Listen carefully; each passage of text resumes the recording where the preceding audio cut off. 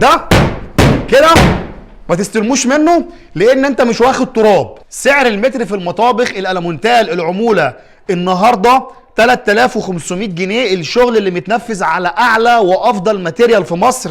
بنتكلم عن الالمونيا المحمله، بيكون اللحميه بتاعه العود 2 مللي، وزن العود بيكون 2 كيلو 300 جرام. ما بنتكلمش عن الالمونيا الخفيفه. وش المطبخ بيكون كلادنج او يو في على حسب ما العميل بيختار. الداخلي بتاع المطبخ بيكون فايبر سعودي او فايبر اردني، وده افضل فايبر موجود في مصر.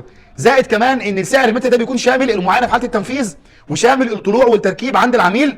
ووقت ما الفن بيجي لك من اي شركه لازم تاخد منه عينات وتستلم عليها وقت ما يجي لك المطبخ. وكمان السعر ده بنتكلم عن المقاس الحلال. يعني في ناس بيجي هنا يقيس لك الزاويه من الاول لحد الاخر، ويرجع يقيس لك هنا من الاول لحد الاخر، فبيقيس لك الزاويه دي مرتين. طبعا بيكون سرقك في الزاويه. طبعا الكلام ده غلط. وقت الاستلام من حقك تخلي الفني او الصنايعي يفك لك قطعه او 2 في المطبخ او 3 نقط علشان تتاكد ان هو جايب لك الالمونيا المحمله مش الخفيفه.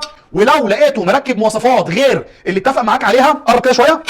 يعني انت مثلا عندك المفصله دي، لو جيت تقفل الضرفه راحت مرفوعه معاك بالمنظر ده، تعرف ان دي المفصلات المضروبه. لا، المفصلات المفروض تبقى السوفت كلوز. تيجي تقفل الضرفه تتقفل معاك بالشكل ده. ولو الصنايعي جاب لك مواصفات غير اللي اتفق معاك عليها، تستلم منه المطبخ كده، تقول له ده كده ما تستلموش منه لان انت مش واخد تراب.